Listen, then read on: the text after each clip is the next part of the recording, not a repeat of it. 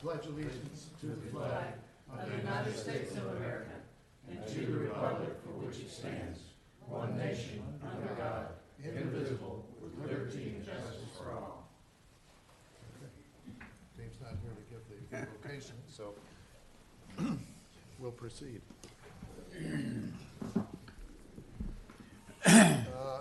Those of us who are here, has everybody read the minutes? Anybody got any additions, corrections, or should I sign them? Make a motion to approve. A second. All those in favor? Aye. Okay, approved. Announcements, vote on the 2019 Code Board dates and time, and everybody realizes that there's a new location as well. Kurt? Yes, sir, if I may, for your information, we are going to be starting in February, having the Code Board hearings in the city of Freeport at our new office facility there. That will start in February, barring any major problems. The meeting for January will be held here in this office at 5 p.m. like we've had them before. Those notices have already gone out for those people for January. With the holiday, we had to get them out a little earlier. I apologize. So what you guys will be voting on is from February forward, and bear in mind they will all be in the city of Freeport at the new facility. So you guys get to pick, normally it's the third Thursday of the month. We've enjoyed the 5 o'clock. You can go earlier if you need to, whatever you guys would like to do in those regards. 5 o'clock is pretty well the standard time of all the board hearings anyway, so it's up to you guys. I take it you would mind if it were to remain at 5 o'clock? Well, I'd like it at 9 in the morning. If they paid us, we might be working. But 5 o'clock works just fine for us. Okay, any discussion among the board? I think it was Victor that had brought it up. I like 6 myself, but I'm a late dinner kind of guy. So, I don't care, and do we need to make a motion, or do we just, yes? Yes. 5 o'clock? I make a motion. Somebody make a motion? 5 o'clock's fine. 5 o'clock. All right. So who is making the Yeah, motion? who made the Who motion? is That one would be seconding? hard to It find. don't matter. It's already at 5, we don't have to change it. Yeah, No, we but do you gotta good. make the motion. We have to make a motion. We have to make a motion. You have to make a motion for the third Thursday of the month. At 5 o'clock At in 5 Freeport. That's Yeah. what we are now. I Why do we know, have to but you make a got, motion for this? we just got it approved up till January. We gotta approve it after that now. I make a motion that we do it Thursday at 5 o'clock. Okay. Third Second. Thursday. Third Thursday, second. Got it. All those in favor, aye? Aye. Okay, it passes. Updates from Officer Rose. All right, good evening, everyone. As you know, we've moved to the planning department and the building department and the code enforcement department to Freeport. Physical address is 842 State Highway 20. If you're not familiar with that area, it's the 2 real long Freeport Commons buildings. If you've not had a chance to go and you'd like to go, please stop by.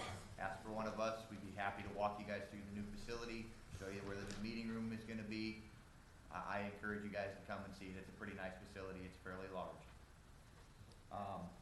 Office hours for us remain the same, 8 to 4:30 there, and all the contact phone numbers you've had before carried over. There's no change in any of those for the new facility. Update for you guys on the Walton County Land Development Code. As some of you may be aware, a lot of those chapters have been accepted and adopted into code. There's still one chapter, chapter 4, which is the, chapter 4, right? Matt? Chapter 5. Chapter 5. The Development Standards Code. That one hasn't come through yet. That'll be coming through in January. All the other chapters are complete and up on the website if you need to see them. Pertaining to us specifically, a lot of the common violations have been added into the code enforcement chapter itself. So they've kind of consolidated it for us to bring it in a little bit more. Some of the things in there that you will start seeing in our code enforcement chapter will be like sanctions for failure to obtain vegetation removal permits. You're going to be required to get permits for that kind of stuff. Is that throughout, or is that just coastal Den Lakes, or Vegetation everything? removal permits or should be just throughout. everything? It should be primarily throughout. If you've got any questions, there are certain exceptions for agricultural and et cetera, but That mean I always North Walden recommend too? calling the planning department. North Walden too? How is that gonna apply in North Walton? By lot, or is it gonna be all over?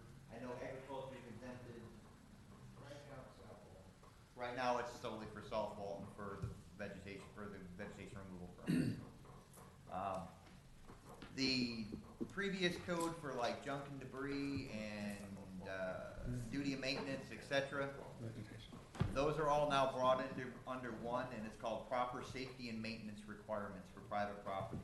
So they will contain all your junk and debris, duty of maintenance.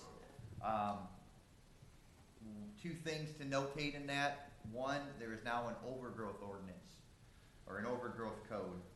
Grasses on obviously like a residential lot or a developed lot cannot exceed 18 inches. So that's something a little bit new that came through that we didn't see. One of the other important things to note is like for the junk and debris, the public view has been removed. That no longer exists in the code. It now says that you are not allowed to keep junk, debris, trash, and other nuisances on your property. So Wow, you bear can't that in fence it mind. off. You can't fence it off. No. That means Um, everybody have an idea. There's also a little bit stronger section in for dilapidated structures specifically to start going after some of these poor structures. 'Cause before we used to try to do it under junk and debris or duty of maintenance. Now there's a individual code language for dilapidated structures specifically. So these are some of the new changes. As always, we will make sure that we will post, up there what they are with the definitions so that you guys can see them. But as I told you, I think at our last meeting, I let you guys know when they updated. They have.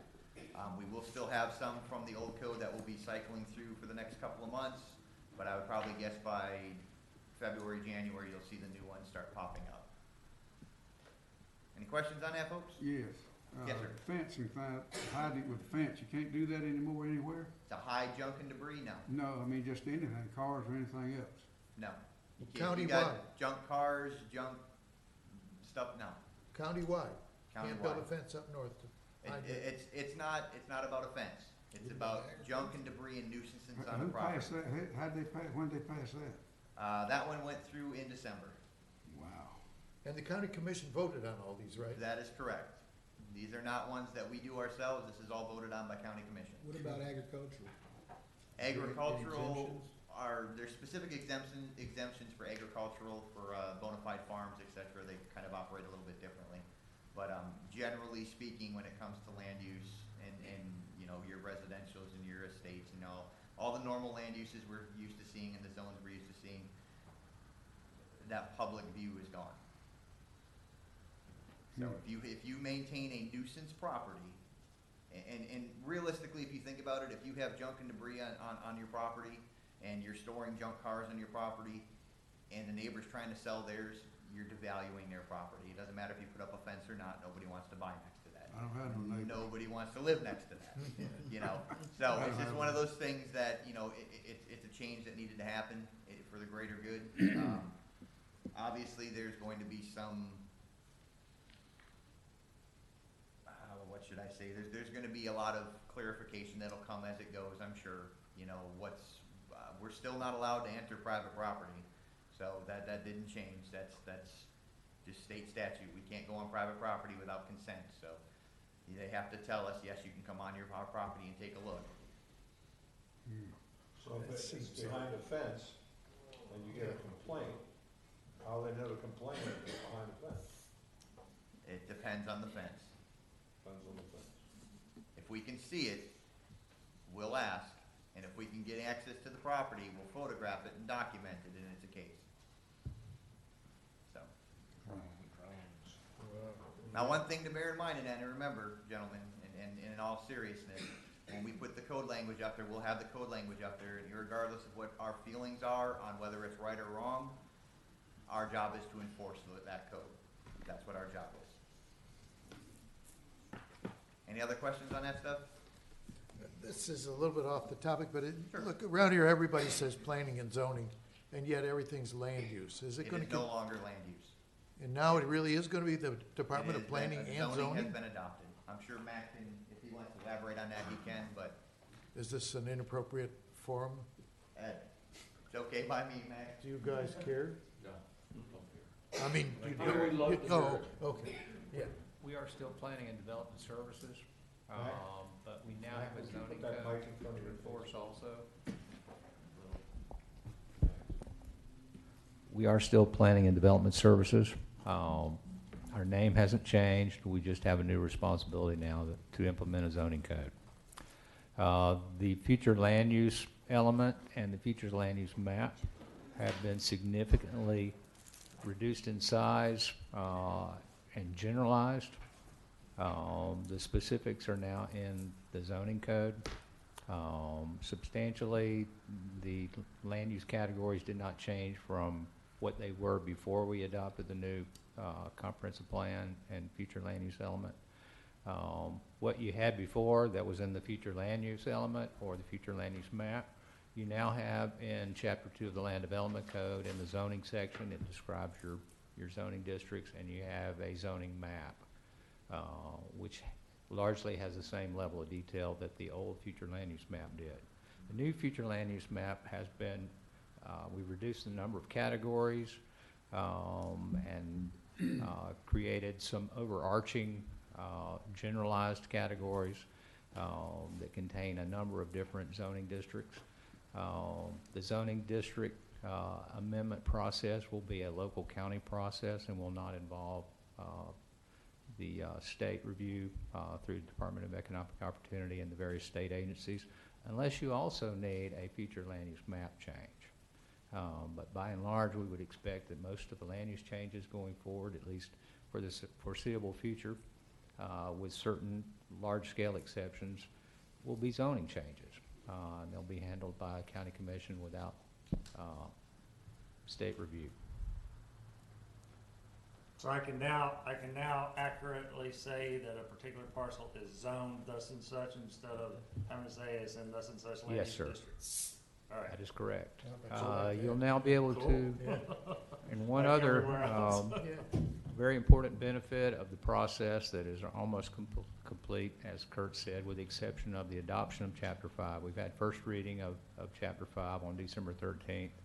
It will be on the agenda for adoption, I think on January 22nd.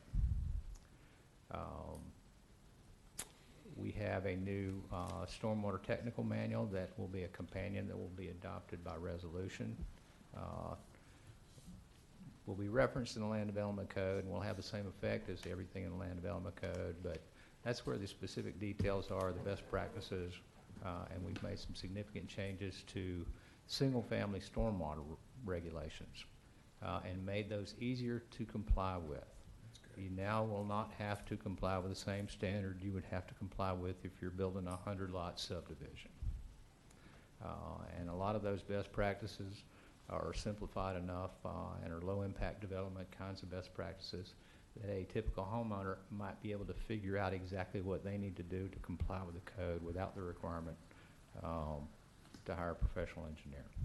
And the White Sands ordinance, does that get fixed up as well? That got tweaked just a little bit, and that is already has been adopted in Chapter 4 of the Land Development Code, which we adopted last fall, and it's also in the conservation element. So how do we know when the new law applies? Everything except for Chapter 5 was effective December 13th Of this, already in effect? of 2018, yes. And it's our responsibility as citizens to acquaint ourselves with those changes? As with all laws, yes. You know, yeah, I get it, right, but Now, one benefit of that is you won't have to look at the comprehensive plan now unless you're proposing a comprehensive plan change. You Yeah. can look at the Land Development Code, and everything in the Land Development Code will ensure if you meet all of those requirements, you'll be assured of meeting anything in the comprehensive plan. So that's a tremendous improvement that we've been waiting probably 20 years for. That's going to help staff, but it's going to help all of our citizens, certainly our development community, our building community. And if you've had a chance to take a look at the code, it is it's put together in a much more logical framework. It's much easier to understand. We've got a number of graphical representations that are actually embedded into the section of the code that is applicable instead of in an appendix at the end that folks sometimes never see. But we've tried to make it much easier to understand and to comply with. In one phase, when I was on the board, we were all, each individual member was supplied with a copy of the Land Development Code and the comprehensive plan. I got one. You don't sign? Yeah. We Is will- that possible that we could? We will get you a new, it will be available electronically, but we'll be happy to get you a new printed copy That'd of be each of those. And we'll go ahead and do that in advance of Chapter 5 being adopted, and then you can add Chapter 5 in once that has been Okay, adopted. great. So it is online, I mean, it is up online now, so Uh, when I go to the, It should be on the county website now. Right. It's not up on our plan update site yet, but it should be up on our big county website. the main website, okay. All of the Chapter 10 and 11 stuff, the development review process, the various boards which were in Chapter 9, all of that has now been consolidated into a new Chapter 1. So if you're looking for the Code Enforcement Board section that used to be in Chapter 9, it's now in Chapter 1. And all of our procedures and processes are now included in Chapter 1. That's where all of the notice requirements are, and the normal procedures for obtaining the appropriate development approval and/or permitting. Okay, thank you. Mac, if I may, did they pass the ordinances, the violations going to Judge Green? Did That has pass? not passed. Okay, that's- I might wanna give them One thing we did increase was the lien search fee, now that lien searches are mandatory for all real estate transactions. And we've had just a tremendous volume of those since last July 1. A lot of property changing hands, Yeah. and now all of those require a lien search through code enforcement.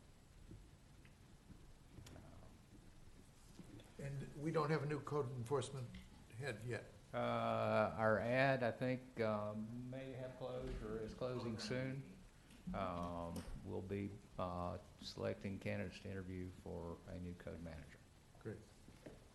Okay, thank you. Thank All right, is there anyone here who's going to testify on the matter at hand? If so, they need to stand and be sworn in. Do you solemnly swear that the testimony you're about to give is the truth, the whole truth, and nothing but the truth? I do. Okay, then Anna, we'll proceed with the case 184332.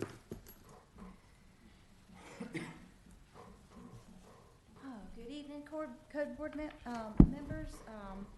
For the record, I am Anna Reichert, Code Enforcement Officer, and I'd like to request to submit copies of my report and my presentation for the board. I'll accept them. I have copies of the ordinance that pertained at the time that they were in violation, which would be the old one, so there's copies there for you to read. You may have to share.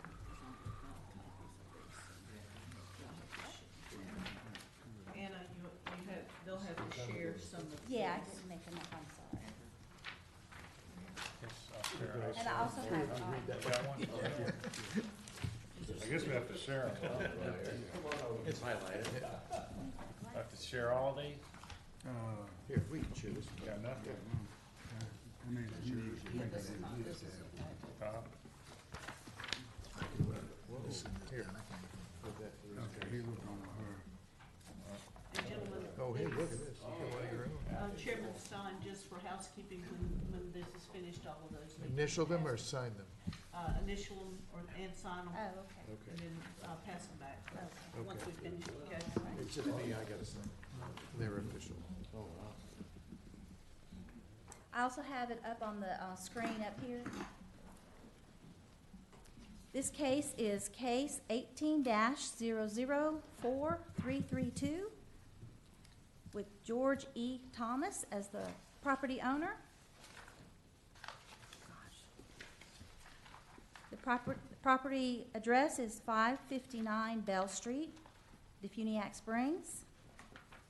Parcel number 01-3N 20 28011 000 0280. On September 6, 2018, a complaint was received regarding trash and debris on the property located at 559 Bell Street, Defuniak Springs, Florida. On September the 10th, I, Officer Reichert, conducted a site inspection and observed 3 inoperable, unregistered vehicles, a violation of Section 5.07.08C. On September 26, 2018, a notice of violation was mailed via certified mail, return receipt, to the owner, George E. Thomas, as listed on the property appraiser's website. November 14th, 2018, the notice of violation was returned unopened and marked unclaimed, unable to forward.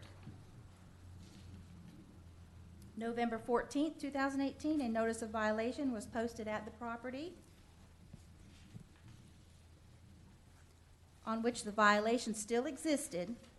A copy of the notice of violation was posted on the property as well as at the front door of the courthouse annex. The property owner was given 10 days to correct the violation with a compliance date of November 24th, 2018. On December the 3rd, 2018, the property was re-inspected and the 3 unregistered inoperable vehicles remained on the property within view of the public roadway. Again, this is the ordinance before it changed. December the 6th, notice of hearing was sent via certified mail return receipt to the property owner, George E. Thomas.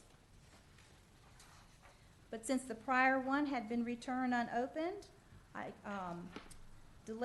hand-delivered copy of the notice of hearing to the property owner, George E. Thomas, at the location of the violation. Mr. Thomas acknowledged that he had received the certified notice of hearing and would be attending the hearing. Today, December 20th, 2018, I did a final inspection, and it revealed 1 vehicle had been removed, but the property still remains in violation with 2 inoperable, unregistered vehicles located on the property. And an update to that, the property owner contacted us via phone today and said 1 more vehicle had been removed, but I had not had opportunity to go out there and re-inspect it.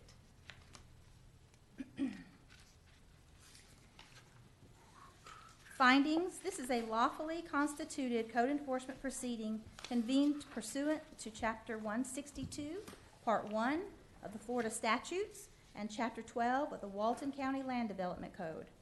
The Code Board has jurisdiction over the subject matter and the respondent. Notice of this proceeding has been duly provided to the respondent as required by county code. The respondent, George E. Thomas, by reason of the foregoing facts, is in violation of Section 5.07.08C of the County Code. The respondent is subject to the enforcement jurisdiction of the County Code. Of the Code Board. Recommendations. It is my recommendation that the Code Board determine, number 1, that the address 559 Bell Drive is located within the unincorporated area of Walton County and is subject to Chapter 12 of the Walton County Land Development Code. Number 2, that proper notice of hearing was given to the respondent. 3, that a violation of the Walton County Land Development Code Section 5.07.08C does exist on the property.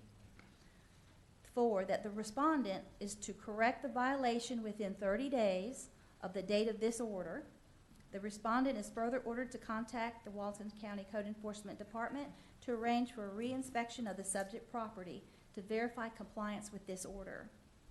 And that 5, if the respondent fails to comply with the above actions or fails to bring the property into compliance with the applicable codes, ordinance, and regulations according to this order, that the board assess a fine of $25 a day per vehicle until the property is brought into compliance. How much per day? $25 Per per vehicle. They only have 1 remaining according to the phone call, and she assured me that it would be removed soon. So this, let me ask, oh, go ahead. No, but, I just asked, this is, the new law, he couldn't even put up a fence and hide this, right? this is the old, This is the old old law. ordinance, ordinance, Yes. He right? couldn't even, he couldn't. I probably would have to defer to the planning department to see if they would allow that or not. Okay. Well, I just understood, Yeah. I think we understood it wouldn't be allowed based on Well, the, and I think we have to go to where, you know, when we started this early November, you know, if they had put up a fence, they would have. well, regardless, there's no So- fence, I mean, it's just, Yeah. I just curious. Sounds like they're trying to be in compliance.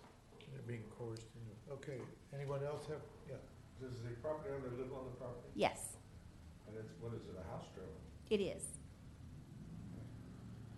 All right, wait, what? Mr. Stein, you need to accept We the got evidence. yeah, I'm gonna do that and close the public part of the hearing, is that where we're going? Well, I wanna ask her a question. Okay, well, ask the question and then we'll accept the evidence. Why only $25 a day? They'll normally come in with the max. When Is that gonna be I, enough to get his attention?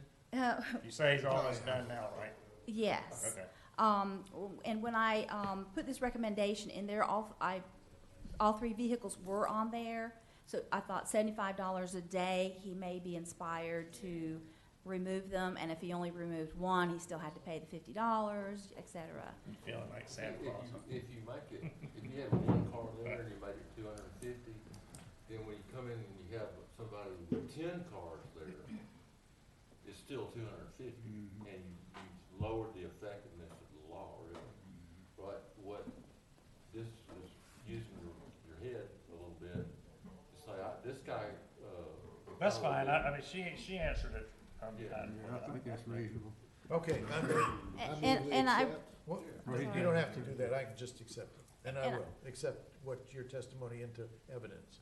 And if, And the evidence, in, and her testimony and the photos. that and she's this presented as display evidence. into evidence is accepted. Okay, so do we have more questions for Anna, or I'll close the hearing and we'll discuss the remedy? Are there any public comments? There's no one out there to publicly comment. Just for the record. There is no public attending, therefore, there are, okay, anybody out there want to address us on this issue? Steve? Hearing none, I will close the public part of this hearing. Okay, discussion or a motion, either way. I'll move to accept the findings and recommendations of Officer Reichert. Second. Any discussion? If not, all those in favor, aye? Aye. Any opposed? It carries. Just what you said, 30 days to comply or $25 a day per vehicle. Okay, any other matters before this board? If not, I'll entertain a motion to adjourn. We, in the minutes, we sent out an email, just a quick question. I don't know, I just saw them here. There was something about the times and dates. Oh, yeah, we did that. We'll fill you Before in. I got here? Yeah, Oh. yeah. All right. Hopefully you like it. I had a motion and did I have a second? Yeah, he said it. All right, then we are adjourned. Merry Christmas. Happy Hanukkah. Happy Hanukkah, Merry Christmas.